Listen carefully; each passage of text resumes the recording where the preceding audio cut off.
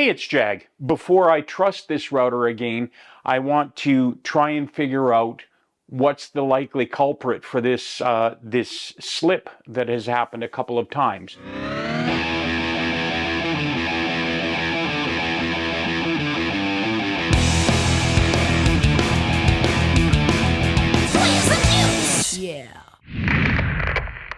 So I've done a quick visual inspection and I don't really see anything wrong with it, but I'm going to do maintenance and maybe something will come up. I've taken the motor out of the base right now, and I'm going to start by checking out the base, because what I'm suspecting is that either there's a problem with the plunge lock lever, or there could be something wrong with the turret. Maybe the turret's moving. Those are my two suspicions at the moment. So I'm just going to do some basic maintenance on the plunge base, and then we'll get to the motor.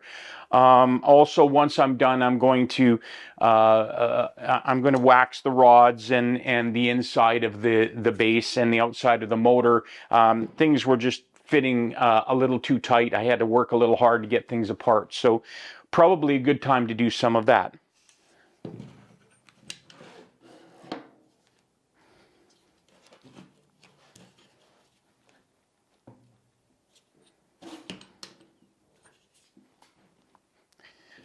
Okay, the lock lever does not seem to be the problem. I actually did do some maintenance on that the first time I had the slip, so I would have been surprised if that was the problem, and if it was, this base would be getting replaced.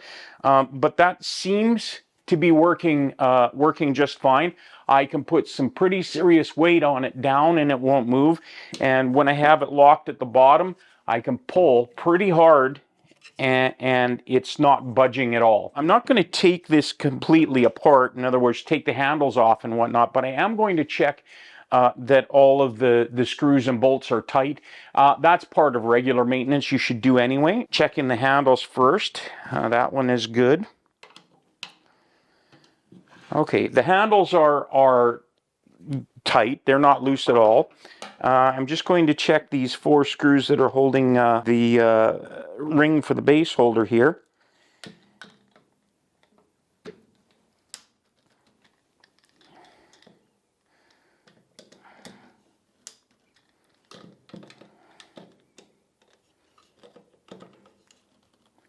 And those are all tight. I got a very small amount of movement out of the one here, so I did snug that up. I don't want to tighten them too tight though, because you could crack the plastic.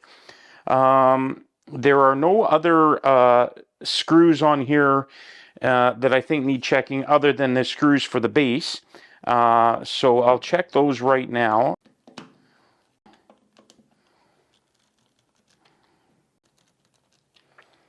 The screws for the base are tight. Everything is good. Okay.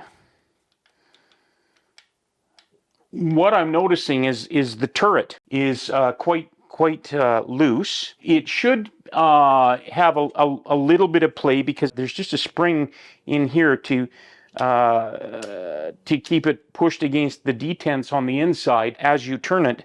But that seems a little too loose, and it could be that the turret was actually moving. I wonder if that could have been moved without me noticing. So I'm going to take the turret apart and clean it, and I'm going to clean the plunge lock, and then just reset them and make sure everything's okay there. I have a little dish or a little plastic container with some of this industrial strength cleaner and resin remover. This stuff is concentrated, so you have to mix it 1 part cleaner to 3 parts water, and I've already done that in here. And just as I take things apart, I'm going to put screws and whatnot in here just to soak for a couple of minutes while I'm cleaning the other parts. This cleaner is fairly corrosive, so when I take the parts out, I will be using gloves. And make sure you watch for any little tiny parts as you're taking these as you're taking these things apart, you don't want to lose something because it goes flying when you take it out. I think the depth stop lock is actually still really clean from last time I did work on it. I'm just going to take a wire brush and just make sure I knock any sawdust or shavings out of there, and that's looking clean. And in here, yeah, no dust. I don't know how you're supposed to adjust this. If you look in here, it's shaped in there so that it can fit on top of this this nut. And basically all that happens is there's a little spring to keep some tension on the lever, and when you lock the depth, it just tightens this this little bolt against the rods, and it can't move up or down. So the way that I adjust this is I hand tighten this to where by finger tightening it's just snug against the rods, and I can't move it that way. And then I take the lever and I put it on and adjust it to where I feel like it should be doing its job. I find that when I lock it, if the lever is horizontal, that just feels right to me. I can get a little pressure on there to make sure it's locked tight, and I can still unlock it going the other way quite easily. And you want to make sure that you get that little spring engaged on the mechanism in there so that the lock isn't flopping around loose. I'm just going to put the screw back in. I'll just double check that it's still working right. So if I lock it right now, I can lean heavy on it. It's not moving. If I unlock it, plunge it to the lowest depth and lock it again, I cannot pull it apart. So I'm pretty sure our plunge lock is fine now. So this loose turret, what I'm going to do is take the screw off. It's looking pretty clean. There's not a lot of sawdust or any chips or anything around it. I think, well, I know now that the screw was loose. I probably could have unscrewed it with my fingers. So I'm pretty sure the problem with that is that it was not tight enough. I still don't know if that was the problem, but hopefully. Not enough sawdust or chips on here that I'm going to get too worried about putting it in the solution over here. No, it's fine. Speaking of which, I'm going to cover this because it's really soapy smelling. Like I say, everything in here looks clean.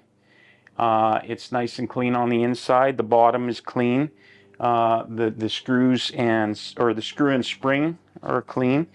And the base or the seat for it is nice and clean. So I really think the only problem was that just needed to be tightened up. So I'm just going to tighten this down so that turret is not moving, not as loose as it was. You can actually snug the screw up pretty tight. There's a spring that allows the turret to spin, and yeah, there it's not wiggling at all unless I really pull hard on it to let it spin. It does need to have some play there, but it's not loose. It's not, I don't feel it loose if I shake it, and I can hear it clicking in place as I turn it, and it feels good and solid. Hopefully that was the problem. We won't know, I guess, until I do some routing again. So I'm going to have to trust it. I'm going to do a test route. The first thing I'm going to do is reroute the pocket in the neck pocket in the body. But I will do a little test on some scrap wood first, and then I'll just go carefully on the body. Looking at the motor, nothing really seems wrong there. The spindle lock button actually broke. I have it, but there's a little tab on it that keeps it from popping out of its little house here, and that little tab on the bottom broke, and the spindle lock came out. You don't really need to replace that. You can use 2 wrenches to tighten the collet. And that's what I prefer to do, is the 2-wrench method anyway. You can look that up. And that way you're not over tightening. And this little spindle lock is kind of fiddly to work with anyway. So I'm just replacing it for the cosmetics, really, that's all. If you only had 1 wrench and your spindle lock was missing, you could use a transfer punch like I'm using here, or a drill bit would work. And then you could just use your collet wrench to take the collet off. I'm just using this transfer punch because they happen to be sitting right beside me. There is a fair bit of sawdust and dreck around the bottom here, so I am going to also soak these parts while I have them out. Since I got the collet off, I'll soak it first. Brush out any sawdust and make sure this is clean. Speaking of which, I also, when I get back to work on the body, I need to now open up the pickup holes and the hole for the jack plate, but I don't want to do that with this big router. A trim router, I think, works really well for the very fine work, like pickup cavities, jack plate cavities, those sorts of things. So I have a trim router coming for that, and that's what I'll use to open up those cavities again now in this body. Since the cavities are already there under the new top, I don't really have to take a lot of material off anyway. That collet's looking clean. We'll just drop it in the solution. Yeah, there's some dirt and pitch on here, so I will take the brass brush to them and let them have a little bath in that solution as well.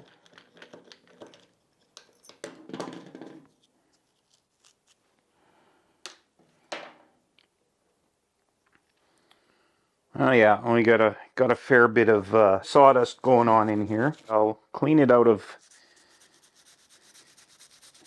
the house for the spindle lock first. And also just make sure that this new spindle lock is going to fit. If you have the same issue where your spindle lock button pops out, there's a spring that goes around it. When I ordered the new spindle lock button, it didn't come with that spring. Luckily, I found the spring for my broken one, so I'm good there, or I'd be waiting for a spring to come in too. Here's the new spindle lock button, and there's the old one. And what happened is this little plastic tab that's right here has broken off this one, and that let that spindle lock button just pop right out. That is a done piece. Set these pieces in here so I got them when I need them. And put this in the bath. I don't think that the fumes from that resin cleaner are bad. It's just really soapy smelling. Once I get things in there to soak, I like to cover it up. If any of you know whether that's actually a smart idea and I should be wearing a mask working on this anyway, or being in an open space, let me know. But it doesn't say that on the instructions. It just says to watch out for the corrosive action. So we'll let that sit, and I'm going to clean up around the motor here, and wow, it's really quite messy here. I'm very happy to say there's no rust on this. This router, along with all my other tools, lives in my garage shop year-round, and it gets very cold in the winter. We have a lot of quick temperature changes, so there can be a lot of moisture settling on things. I have to wax my table saw top, the cast iron, and I'll have to do that on the bandsaw when winter comes around again this year. I don't work out in the shop much in the winter, so I like to put a protective coating on those things, and if I need to use them in the middle of the winter, I'll wipe them down, and then I'll recoat them when I'm done working with them. That's looking pretty clean all the way around there. I just need to get the inside of the spindle. Whew. A lot of dirt coming out of there. Nice and clean inside and out. So the next thing to do is get these parts back out of here. It's sudsed up pretty nice there. And get them back on the router.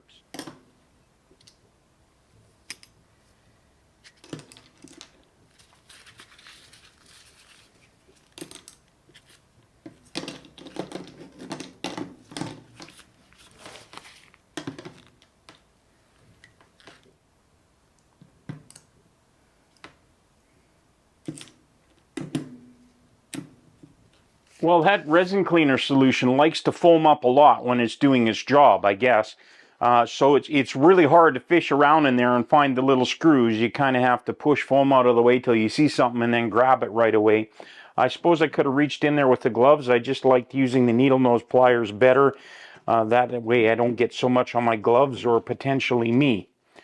Now, usually what I do with this, I'm not planning on doing any more maintenance on my tools in the next while. But since I have some of this already mixed up and it's in a sealed container, I'm just going to set it aside and keep it around for the summer. I can always use it later when I'm cleaning, if I need to clean other tools. And at the end of the season, if I don't use it, I can just get rid of it. Okay, well, that's cleaned that up really well. It also darkened the finish on this. It is one thing you want to be careful of. This cleaner can actually damage paint or darken the finish. I don't really care about that. This is still going to function just exactly the same. It's just darker. So time to replace that spindle lock button. The housing ring that goes on here is keyed. It only fits on one way, so you don't need to worry about getting it wrong. You just need to line everything up. And you just want to make sure that you don't lose your little screw when you're putting the spindle lock back together. So that screw goes on the end of the lock shaft. Then you put the shaft into the spindle lock, and you can just set this on. And that looks like that's going to work. I'll put the screws on and we'll check it out.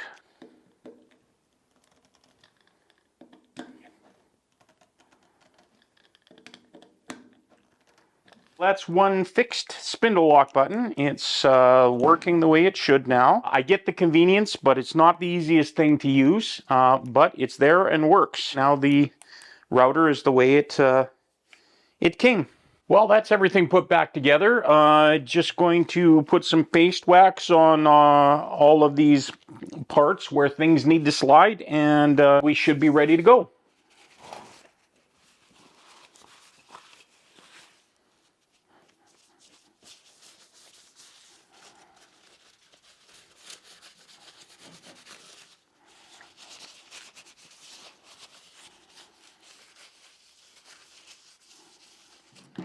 Oh yeah, that fits a lot better. Okay, well, that's the router all repaired, cleaned up, maintained, everything as good as I can get it. So like always, thanks for watching. Please like and subscribe. Check out my band One Soul Thrust. We've spent a lot of time over the last month getting footage for a new video that will be out later this year. And Todd and I built a massive green screen wall for it too, a portable green screen wall. And we've had to set it up twice now. I will have footage for that, but not till after the video itself is released. So that probably won't be for another 6 or 8 months, hopefully by the end of the year, maybe early next year. But keep an eye out for that, and until the next video, we'll see you.